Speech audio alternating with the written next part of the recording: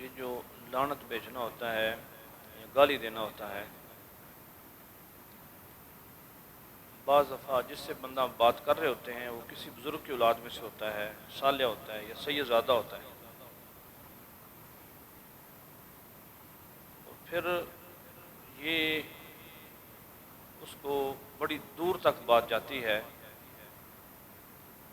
اسی طرح کسی کے والدین کو بھی گالی نہ دی جائے۔ جو بندہ کسی کے والدین کو گالی دیتا ہے وہ در حقیقت اپنے والدہ کو، اپنے والد کو گالی دیتا ہے۔ جیسے ہمارے جاہل لوگ، عام لوگ، وہ بیٹھے بیٹھے کسی کی مشیرہ کو گالی دے دیں گے، والدہ کو گالی دے دیں گے۔ اب جب آپ اس کو کہیں گے تو فلانی کا بیٹا ہے، اللہ اکبر، تو وہ بھی کہے گا تو فلانی کا بیٹا ہے۔ جب آپ نے اس کی والدہ کو گالی دی تو در حقیقت آپ نے اپنی والدہ کو گالی دی۔ ایک حدیث پاک کا مفہوم بنتا ہے کہ ایک صحابی نے ایک دوسرے صحابی سے کہا کہ تو کالی ماں کا بیٹا ہے۔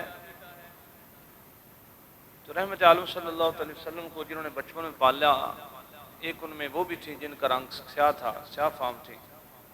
نبی صلی اللہ علیہ وسلم فرمایا کہ اگر یہ کالی کا بیٹا ہے تو میں بھی کالی کا بیٹا ہوں۔ کہ مجھے پالنے والی بھی جو ایک صحابیہ تھی وہ کالے رنگ کی تھی۔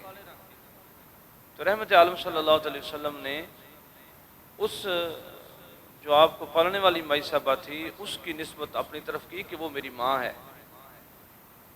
اور کئی دفعہ یہ جس طرح لوگ بارش کو گالی دے دیتے ہیں، انہی چیزوں گالی دے دیتے ہیں، تو پھر اس کے پیچھے راز خداوندی راز ہے۔ جتنے بھی مسائل ہوتے ہیں جو صوفیہ ہیں وہ کہتے ہیں کہ اس میں بہتری ہے جو اللہ کی طرف سے ہوتے ہیں۔ بندے کو بظاہر جس طرح کوئی بندہ بیمار ہو جاتا ہے تو بندہ کہتا ہے میری بیماری، لیکن اس کی جو بیماری ہوتی ہے اس کے کئی صغیرہ کبیرہ گناہوں کا کفارہ ہوتا ہے۔ اسی طرح ایک بندہ کہتا ہے میرا کاروبار نہیں چلتا، میرے پاس پیسے تھوڑے ہیں، میں نے جناب ایسا کیا تھا۔ ایک بندہ ہم دیکھتے ہیں کہ اس کا کاروبار بڑا چلتا ہے، بڑے اس کے پاس اربوں روپیہ ہو گیا، اور ایک بندہ جس کے پاس بظاہر پیسہ نہیں ہے لیکن اللہ پاک اس کو انعام دیتا ہے کہ اس کی اولاد نیک ہو جاتی ہے۔ اور ایک بندہ ہوتا ہے جس کے پاس بڑا پیسہ ہوتا ہے، اس کی اولاد خراب ہو جاتی ہے، وہ شراب پیتی ہے، گناہ کرتی ہے، تو اس کا پیسہ جو ہے اس کے لیے وبال بن گیا اور اس کی جو میانہ روی تھی اس کے لیے بہتری ہو گئی۔ تو یہ لعنت بھیجنا جو ہے یہ بہت زیادہ بری بات، اور اس میں جس طرح کہ مولانا صاحب ارشاد فرما رہے تھے کہ یہ اللہ کی ذات پہ اعتراض کرنے والی بات ہے۔ اسی طرح بعض اللہ کے ولی جب انہیں کوئی بیماری آئی، جس طرح کہ میرے مرشد کریم کو بیماری آئی، تو آپ ارشاد فرمانے کہ شفا اللہ نے دینی ہے، ڈاکٹر نے شفا نہیں دینی۔ تو آپ فرمایا میں صرف اور صرف ڈاکٹر صاحب کے کہنے پہ میں نے اپنا آپریشن کروایا، ورنہ میں اللہ کی رضا پہ راضی تھا اور سنت سمجھ کے میں نے علاج کروایا۔ ایک افغانستان کے بزرگ تھے، انہیں یہ یرکان ہو گیا، تو جب انہیں یرکان ہوا تو بڑی زیادہ یرکان ہوا، شدت نیند نہ آئی، تکلیف ہوئی، تو اللہ کی بارگاہ میں دعا کی اللہ جی تو نے مجھے تحفہ بھیجا ہے، میرے تک پہنچ گیا، میں اس سے خوش ہوں، میں راضی ہوں، لیکن میرے کسی اور دوست کو یہ نہ ملے۔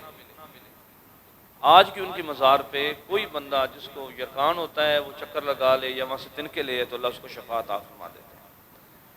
تو کوئی بھی کام ہوتا ہے اس کے اندر جو ہے وہ بظاہر بندے کو لگتا ہے کہ میرے لیے ٹھیک نہیں ہے، لیکن اس کے لیے اس کے معاملات بڑے ٹھیک ہوتے ہیں، اس کو اللہ بہتر جانتا ہے۔ جیسے ایک بندہ دعا کرتا ہے، وہ کہتا ہے یا اللہ بارش ہو جائے، بارش نہیں ہوتی، حالانکہ اس کی دعا قبول ہو جاتی ہے۔ پھر دعا کرتا ہے اللہ بارش ہو، تو بارش ہو جاتی ہے، یہ بھی اس کی دعا قبول ہو گئی۔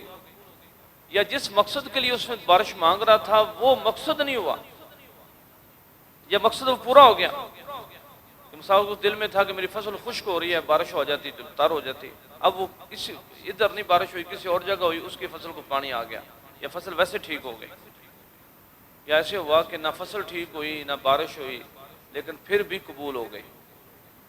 اللہ پاک بندوں کو قیامت والے دن فرمائے گا، اللہ انعام دے گا، اللہ اس پہ احسان فرمائے گا، اس کے درجے بلند کرے گا۔ وہ کہے گا یا اللہ یہ کس چیز کا انعام ہے؟ اللہ فرمائے تو نے دعا مانگی تھی، میں نے آج کے دن کے لیے بچا کے رکھی تھی۔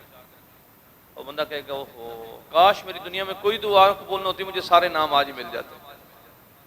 اس لیے یہ اعتراض کرنا، یہ لعنت بھیجنا، یہ ویسے بھی کسی کو بھی بندہ کوئی گالی نہ دے، کوئی ایسے برے نام سے نہ پکارے، اس کو اچھے القاب سے یاد کرے۔ اللہ پاک ہمیں عمل کرنے کی